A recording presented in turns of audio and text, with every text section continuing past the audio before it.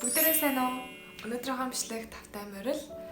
Өнөөдрийнхөө бичлэгээр болохоор би хэрхэн YouTube дээр бичлэгээ хийдэг тухайга эхнээс нь бичлэгээ бичгээс эхсүүлээд бичлэгээ бичээд засаад YouTube-д хийх хүртэлх бүх процессоо хуваалцъя гэж шийдсэн байгаа.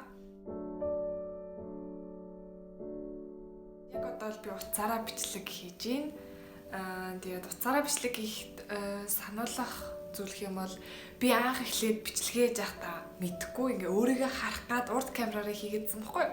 Миний болохоор iPhone 7 Plus тэгээд сүүлд анзаарсан чи яг YouTube-д орохороо ингээд урд камераараа хийсэн бичлэг YouTube-д орохороо бүр амар бүрсийгээд амар чанар муутай орд юм гэлээ. Тэгээд яг арийнхаа камераар бичгээр 4K 30-аар бичдэг. Тэгээд YouTube-д орохороо 1080 болж орно гэсэн үг. Тэгэхээр ер нь бол арын камераараа бичвэл бараг камераас ялгагдахааргүй ер нь нэлээд гайгүй сайн чанартай ордог гэж болно. Утсаараа бичгээд анхаарах дараагийн зүйл нь болохоор утсаа зөв байрлуулах хэрэгтэй юм шиг санагдсан. Тэгээд байрлуулахад маань тусалдаг зүйлүүд гэх юм бол энэ хоёр болохоор миний одоо ашиглаж байгаа хоёр хөлөө. Тэгээд богны болохоор ингээ ширээ мэрэн дээрээ тавиад бичлэгээ хийхэд тохиромжтой, толгооноос ингээ эргэждэг. За энэ болохоор арай өндөр газар тавиад ингээ хажууд мачуудаа тавиад бичлэгээ хийхэд боломжтой байдаг.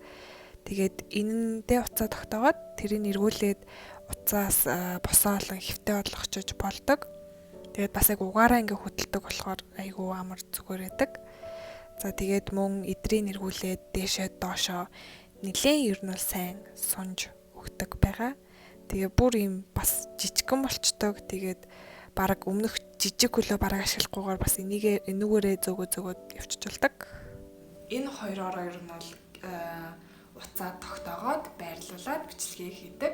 Тэгээд ийм хөл байхгүй ч гэсэн ер нь бол уцаа боломжтой газар нь тогтоогоод хийхэд бол ер нь бол асуудалгүй гэж бодож байна. За дараагийнх нь болохоор мэдээж гэрэл аягүй чухал. Байгалийн гэрэлд бол бичлэг бүр яг чанар нь бүр аягүй сайн гардаг. Гэхдээ нэмэлт гэрэл ашиглаж болно. Одоо чи миний энэ өрөө гэх юм бол яг дан гэрлэр гэх юм бол нэлээд бүтгэн. Тэгэхээр бичлэгний чанар нэлээд муу гарна гэсэн үг. Тэгээд одоо болохоор би түрнийхээ хөлнийхээ дээдлийн гэрлийг үрлүүгээ тусгацсан бичлэг хийж байна. Тэгээд өөр энэ талныхаа уртлын гэрлийг ашигладаг байгаа. За дараагийн хэсэг нь болохоор бичлэгээ юун дээр янзлдаг вэ гэд асуудаг. Тэгээд би болохоор утсан дээрээ InShot гэдэг апп дээр бичлэгүүдээ янзалдаг байгаа. InShot бол миний хувьд бол яг ингээд анханасаа л бичлэгээ янзлаад эхлээ сурцсан апп. Тэгээд үнгүү ер нь бол нэлээд боломжийн миний хувьд бол тэгэл янзлаад болоод идэг. За тэгээд би өмнөх бичлэгээ хэрхэн утсан дээрээ янзлсан дүрсээ бичээд авсан байгаа. Тэгээд тэр дүрсээ харуулангаа InShot дээр хэрхэн бичлэг янзалгаа зааж өгье. За мэдээж апп руугаа ороод видеон дээр дараад янзлах байгаа бичлэгнүүдээ сонгоод оруулна. Энийний дараагаар доор гарч байгаа логогоо X дээр нь дараад энэ удаад арилгах гэж арилцдаг. Доодох нэмэх тэмдэг дээр дараад бичлэгэн дундуур хоосон дүрс болон зураг бичлэгээ оруулж болдог. Би сая хоосон дүрс оруулчлаа. За тэгээд энийгээ background дээр дараад доорх өнгүүдээс болон энэ хэсгээс утсан дээрээсээ зураг оруулж болдог байгаа шүү. За энэ бол бидээс текст хэсэг. Монгол фонтоор бичвэл фонтын хэлбэр хэмжээ арай бага сонголттой, англиар бичвэл нэлээд олон сонголт байдаг. За жишээ нь одоо нэг англи үг бичээд үзье. Тэгээд энэхүү текстийнхаа өнгөн дээр дараад өнгүүдээ сонгож болно. Доорх сонголтуудаас бас хийж болно. Мөн хүрээ хэсгээс текстэндээ хүрээ оруулаад хүрээгээ өргөн нарийн болгож болно. Тексттэйгээ ард мөн сүүдэр оруулж болно. Бас энэ ард гарч байгаа шар тексттэй ардах дүрсийг бас ингээд өнгө, хүрээ, хэлбэр хэмжээг нь бас ингээд өөрчилж болдог. Фонтны хувьд гэх юм бол өмнө хэлсэнчлэн ингээд англи үгэн дээр бол фонтнууд нь ингээд маш олон сонголттой байдаг. Өөр таалагдсанаа сонгоод ингээд ашиглах боломжтой. За мөн бичвэрээ томруулж жижигрүүлж үсэг хоорондын зайг ихсгэж багасгаж мөр хоорондын зайг нэмж багасгаж болно. Мөн бичвэртээ transition буюу хөдөлгөөн оруулж бас болдог байгаа шүү. За дараагийн ээлжихүүм нь болохоор бичлэг хоорондын шилжилтүүдээ бас энэ тэмдэг дээр дараад хийж болдог. За жишээ нь би эндээс энэ бүрэнхийг сонгоод бичлэг маань дугуурч гарч ирдэг болгож харуулъя. За энэ дээрээс мөн нэмээд music дээрээ дараад эффект оруулж болно. За тэгээд инээхээс ихсүүлээд нохоо хуцах гэх юм бараг нэлээд олон эффектүүд байдаг.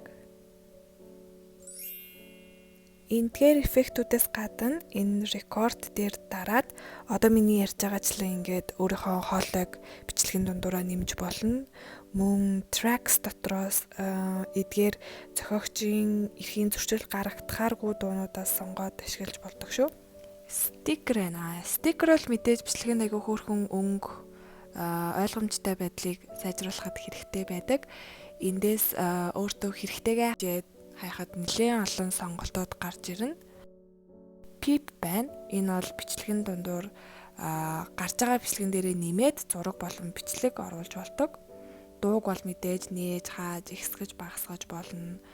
Мөн бичлэгээ хурдлуулж, удаашруулж болох боломжтой. За тэгээд хамгийн сүүлд нь энэ дүрсэн дээр дараад бичлэгээ утасныхаа галерей хэсэгт хадгалаад авнаа.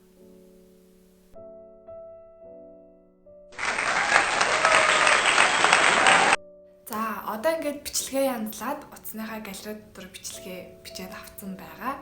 Тэгээд YouTube дээр хэрхэн хийдэг вэ гэвэл зөвхөн надад харагдахаар only me дээр нь тааруулаад аплод хийчихдэг. YouTube Studio гэдэг app байгаа. Тэр лүүгээ ороод одоо ингээд бичлэгний урд гардаг зураг буюу thumbnail зураг оруулдаг. Бас гарчиг болон доор description хэсэгтээ тайлбар оруулж болдог. Тэгэд одоо thumbnail зураг хэрхэн хийдэг тухайга би та бүхэнд харуулъя.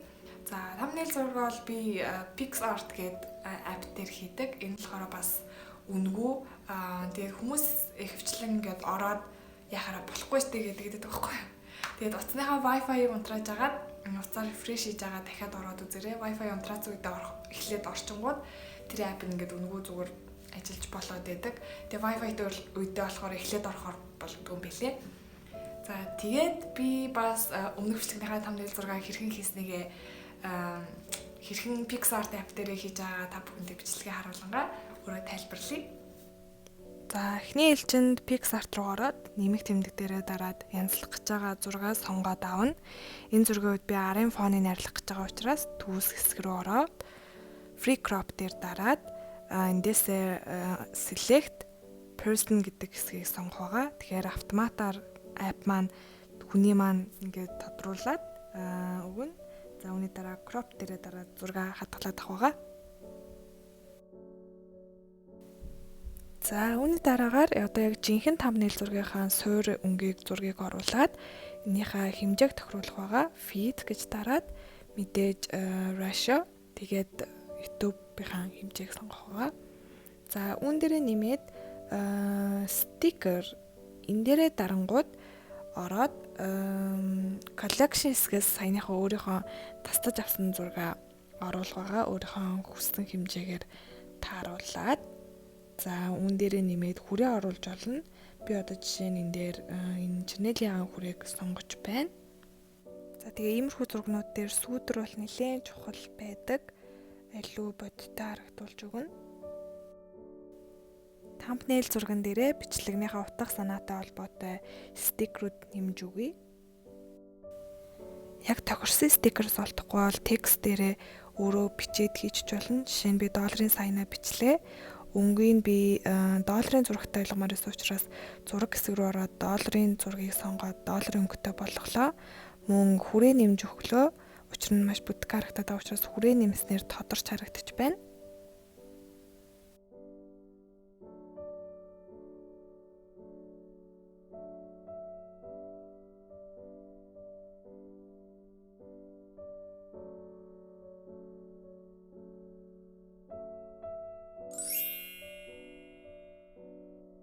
За тэгээд одоо хамгийн сүүлийнх нь болохоор бичлэгэн дээр линк холбоох тэгээ бичлэгний төгсгөлд нөгөө нэг дараа шууд үзэх бичлэгний сонголт гарч ирэх subscribe дарах нөгөө өөрийн сувгийн нөгөө зурагтай профайл гарч ирдэг штеп. Тэрийг болохоор утсан дээр бол хийж болдгоо юм билээ. Компьютер дээрээ YouTube-ээ нээж агаад өөрийнхөө сувг руу ороод YouTube студио руу орж агаад тэгээд нэмж болдог. Энэ бол бичлэгээ одоо жишээ нь би бол жишээ нь утсан дээрээ янзлаад аплод утснаасаа бүгдийг хийж байгаа. Тэгээд дараа нь хийснийхаа дараа компьютераасаа YouTube руугаа ороод үзэх юм бол аюул олон нэмэлтээр хийж болох сонголт таг ашиглах өөр бусад тохиргоо нэмэлт зүйлсүүдээ хийхэд аюул тохиромжтой аюул олон сонголт гарч ирдэг юм байна лээ. За тэгээд өнөөдрийнх миний бичлэгт хамт байсанд баярлалаа. Тэгээд та бүхэн ч гэсэн өөрсдөө байгаа боломжоор бичлэг хийж ер нь бол болно. Ингээд хэрэг хийгээвэл тэгэл угаасаа бүгд болдгийм бэлээ. Тийм болохоор та бүхэн ч гэсэн та нар ч гэсэн туршаад үзээрэй гэж хэлмээр байна. Тэгээд хэрэгтэй бичлэг болсон гэдэгт найдаж байна. За тэгээд бичлэг таалагдсан бол лайк дараарай, subscribe дараарай. Баярлалаа.